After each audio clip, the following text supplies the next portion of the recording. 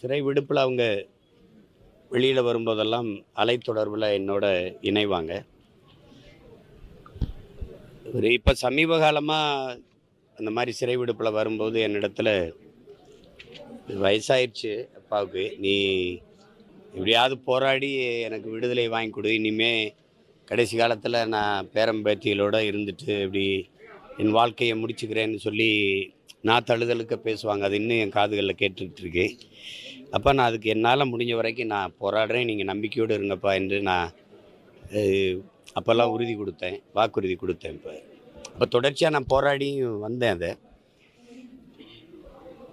எனக்கு நல்லா நினைவு இருக்குது. நான் இங்கே வந்து கோவையில் சிறை கைதிகள் விடுதலைக்கு, இஸ்லாமிய சிறை கைதிகள் விடுதலைக்கு போராடும்போது ஒரு தங்கை வந்து என் கையை பிடிச்சி அழுதது எனக்கு இருக்குது. ஒரு குழந்தையை கூட்டிகிட்டு வந்து இவ பிறந்தப்போ அவர் சிறைக்கு போனார். உங்களுக்கு திருமண வயசாகிடுச்சன்னா, இப்போ அப்பா இல்லாமல் எப்படி திருமணம் பண்ணி கொடுக்குறது, அவளை திருமணத்துக்குள்ளேயாவது வெளியில் எடுத்துக்கிட்டு வா அப்படின்னு சொல்லி என் கையை பிடிச்சி அழுதது எனக்கு நினைவுக்கு வருது. இப்போ இந்த கூட்டத்தில் இருப்பா, அவ்வளோ இருப்பா, வாய்ப்பு இருக்குது. இது ஒரு பெரிய துயரம். இது விடுதலை அப்படின்னு நாங்கள் கேட்டது இந்த உலகத்தை விட்டு போகிற விடுதலை இல்லை, கொடுஞ்சிறை விடுதலை தான். ஒவ்வொரு முறையும் வாக்குறுதியை கொடுக்குற ஆட்சியாளர்கள் அதிகாரத்துக்கு வந்த பிறகு அதை பற்றி கண்டுக்கிறது இல்லை. இன்னும் பல சிறை கொட்டடியில் இன்னும் பல பேர் சொல்லும்போது அப்பாவி இஸ்லாமிய சிறை கைதிகள்ங்கிறாங்க. ஆனால் அதிகாரத்துக்கு வந்த பிறகு அதை கண்டுகொள்வதே இல்லை. மிக கொடுமையானது, 3 சிறைவாசிகள் வந்து எங்களுக்கு உடல் நலிவுற்று போயிடுச்சு, அதனால் எங்களுக்கு முன் விடுதலை வேணும் என்று உச்சநீதிமன்றத்தில் வழக்கு தொடுத்த போது நீதிமன்றம் விடுதலை செய்யுங்கன்னு சொல்லிடுது. ஆனால் தமிழ்நாடு அரசு பதில் மனு தாக்கல் செய்து அவர்களை விடுதலை செய்தால் இங்கே இருக்கிற முக்கிய தலைவர்களின் உயிருக்கு ஆபத்து வரும், அதனால் நாங்கள் விடுதலை செய்ய முடியாதுன்னு சொல்லுது. இதெல்லாம் எப்படி சகித்துக்கிறதுன்னு தெரியல. ஆனாலும் எங்களுக்கு போராட்டங்களை தவிர வேறு வழி இல்லை. அப்போ மீதி இருக்கிற சிறைவாசிகளையாவது வெளியில் கொண்டு வரணும், அதுக்காக தொடர்ச்சியாக நாங்கள் போராடுவோம். அதான் எங்கள்கிட்ட இருக்கிற கடைசி கருவி. இதில் அப்பாவுடைய மரணம், அதுபோல் அபுதாயிர் மரணம்லாம் ரொம்ப கொடுமையானது. 2 சிறுநீரகமும் பழுதாயிடுச்சு, அவனால் இயங்கவே முடியல, படுத்த படுக்கையாக இருக்கான். அந்த நிலையாவது அவனை விடுதலை செஞ்சுருக்கலாம். அவனும் அதே துயரத்தில் அப்படி, அவனுக்கு பேச்சும் வரல, அவன் பேசுகிறது யாருக்கும் கேட்காது. நான்லாம் மருத்துவமனையில் போய் காதை கிட்ட கொண்டு வச்சு கேட்குற அளவுக்கு அவன் நலிவுற்று போனான். அப்போ கூட விடுதலை செய்ய அவங்களுக்கு மனசு வரல. இது அப்படி தான் 7 பேர் விடுதலையும் இருந்தது. தொடர் போராட்டத்தால் இன்றைக்கி அந்த சிறை கதவுகளை திறந்து விடுதலை செய்ய வச்சுருக்கு. அதுக்கு கடைசியாக விடுதலை வர நேரத்தில் என் தம்பி சாந்தன் உயிரை விலையாக கொடுத்து மீதி இருக்கிறவங்களை விடுதலை செஞ்சிட்டான். அது மாதிரி அபுதாயிரனுடைய மரணம், என்னுடைய அப்பா பாஷா அவர்களுடைய மரணம், அந்த உயிர் தியாகமெல்லாம் இதுக்கு பயன்படணும். மீதி இருக்கிற சிறை கைதிகளை விடுதலை செய்கிறதுக்கு பயன்படணும். இதை வந்து சட்டத்தின்படி நின்று அணுகுவது சரியாக வராது. இது மானுட பற்றின் அடிப்படையில், ஒரு மாந்தனை அடிப்படையில், கருணை கொண்டு தான் இதை பார்க்கணும், கருணை கண் கொண்டு தான் இதை பார்க்கணும். 25 ஆண்டுகளுக்கு மேலே ஆயிடுச்சு, 1/4 நூற்றாண்டை கழிச்சிட்டாங்க. இனி போய் சிறையில் வச்சு சித்திரவதை செய்கிறது சரியாக இருக்காதுங்கிறது தான் என்னுடைய கருத்து.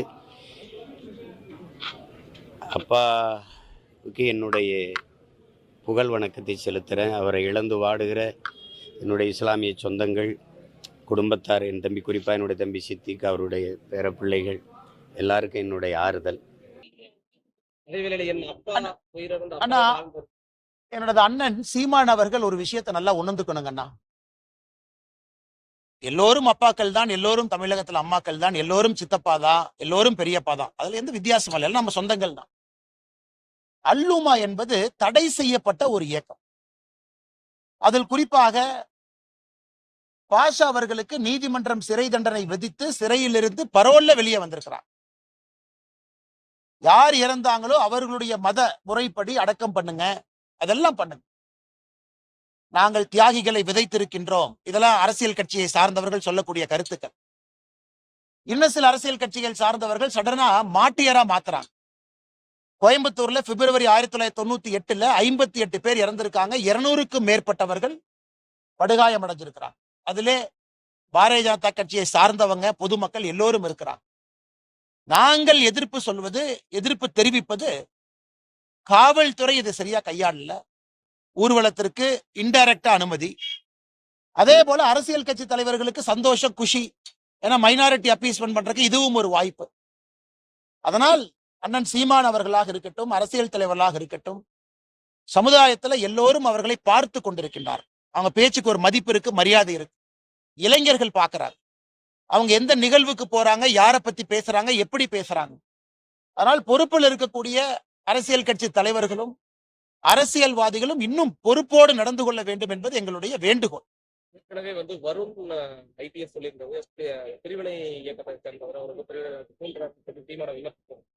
நேற்று அவர் அல்லுமா இயக்க தலைவர் வீரருக்கு என் அப்பா அப்படின்னு சொல்லி குறிப்பிட்டிருந்தவர். இணைப்பு ஒரு அண்ணன் சீமான் அவர்கள் நேற்று அல்லுமா அதனுடைய நிறுவனர் தலைவராக இருந்து பரோல்ல வெளியே வந்து கோயம்புத்தூர்ல 1998 பிப்ரவரியில் நடந்த தீவிரவாத தாக்குதல்ல மிக முக்கிய குற்றவாளியாக இருந்து இறந்திருக்கக்கூடிய பாஷா அவர்களுடைய இறுதி அஞ்சலி செலுத்துவதற்காக போயிருக்கிறார்.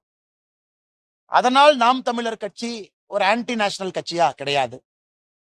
அதனால் நாம் தமிழர் கட்சி ஒரு தடை செய்யப்பட வேண்டிய கட்சியா கிடையாது. நான் சொல்கின்ற வாதம் எல்லாம் அரசியல் கட்சிகளுக்கு ஒரு பொறுப்பு இருக்கு. ஏன்னா இறந்து போன 58 பேருக்கும் அப்பா இருக்காங்கல்ல.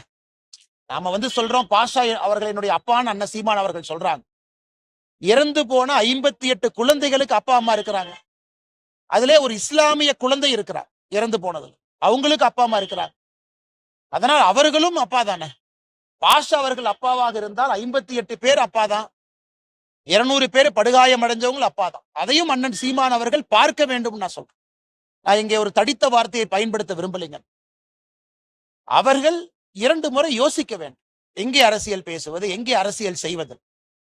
கோயம்புத்தூருக்குள்ள வந்தா இன்னைக்கும் அது ஆறாத ஒரு ரணமாக, ஒரு வடுவாக, இன்னைக்கும் மக்கள் மனதில் ஒரு நீங்கா துயராக இருப்பது 1998 எல்லோருக்கும் தெரியும். அதனாலதான் கோயம்புத்தூர் பின்னாடி போச்சு. எங்கேயோ சென்றிருக்க வேண்டிய கோவை மாணவர் இன்னைக்கு தத்தளித்துக் கொண்டிருக்கிறது என்றால் இது ஒரு முக்கிய காரணம். அந்த குண்டு வெடிப்பு. இங்கே வர வேண்டிய வேர்ல்டு பேங்க் பிரான்ச் ஹைதராபாத்துக்கு போச்சு. நம்ம நிறைய பேசலாங்க. இன்வெஸ்ட்மெண்ட் ஆப்பர்ச்சுனிட்டி பக்கத்து மாநிலத்திற்கு போச்சு. ஒரு சேஃப் சிட்டி இல்லை என்கின்ற ஒரு பெயர். ஆனா இன்னைக்கு அரசியல்வாதிகள் எல்லாம் மாட்டையர்ஸ் என்னுடைய அப்பா என்கின்ற வார்த்தையை பயன்படுத்தும் பொழுது அதை மக்களும் கூர்ந்து கவனிக்கிறாங்க. இதுல இன்னும் ஒரு படி மேல போய் எப்பொழுதுமே பாரதிய ஜனதா கட்சி இஸ்லாமியர்களுக்கு எதிரான கட்சி கிடையாது. இஸ்லாமிய சொந்தங்கள் பாரதிய ஜனதா கட்சியில் இருக்கிறாங்க. நாங்கள் இஸ்லாமிய பயங்கரவாதத்துக்கு எதிரானவர். இஸ்லாமியர்கள் எல்லாரும் நல்லவங்க எத்தனையோ பேர் இருக்காங்க, 99%, 100% கிட்டத்தட்ட இருக்கிறார். அதுக்குள்ள இருக்கிற யாராவது பயங்கரவாதத்தை பயன்படுத்தி அதன் மூலமாக பிரிவினைவாதத்தை விதைக்க வேண்டும் என்று நினைத்தால் அவர்களுக்கு நாங்க எதிராக இருக்கிறோம். அதே நேரத்தில் நான் சொல்றேன், தீவிரவாதம் ஒரு மதம் சார்ந்தது கிடையாது, ஒரு மதம் சார்ந்தது கிடையாது. ஆனா இஸ்லாம் மதத்திலிருந்து ஒரு தீவிரவாதி வரும்பொழுது நாங்கள் தீவிரவாதம் என்கின்ற வார்த்தையை பயன்படுத்தும். அதுக்காக இஸ்லாம் மதத்தை கொச்சைப்படுத்தல். நாங்க இஃப்தார் விருது பாரதிய ஜனதா கட்சி சார்பாக கொடுக்கின்றோம், கொண்டாடுகின்றோம், அவர்களோடு இருக்கின்றோம், உறவினர்களோடு இருக்கின்றோம். ஆனா அது நம்முடைய பாஷா ஐயாவுடைய இறுதி இதுக்கு நான் போவேன், அங்க போய்த்தான் நான் அதை சொல்லுவேன் அப்படிங்கிறது சீமானன் அவர்கள் திரும்ப யோசிக்கணும்.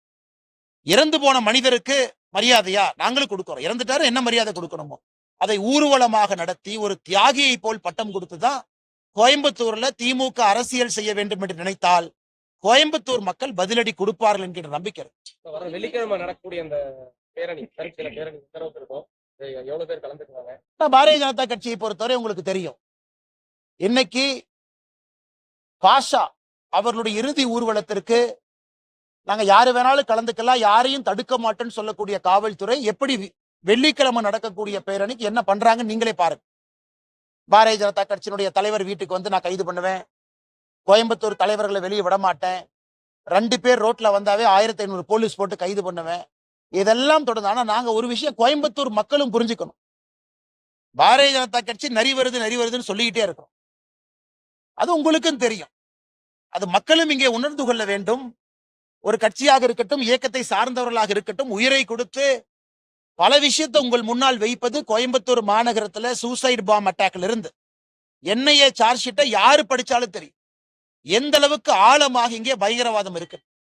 ஆனா கோயம்புத்தூர் மக்கள் நல்லா புரிஞ்சுக்கணும், அமைதி, முழுமையான அமைதி இங்கே வரும்பொழுது மட்டும்தான் கோயம்புத்தூர் மாநகரம் தன்னுடைய இழந்த பொலிவை முழுமையாக அது மீட்க முடியும்.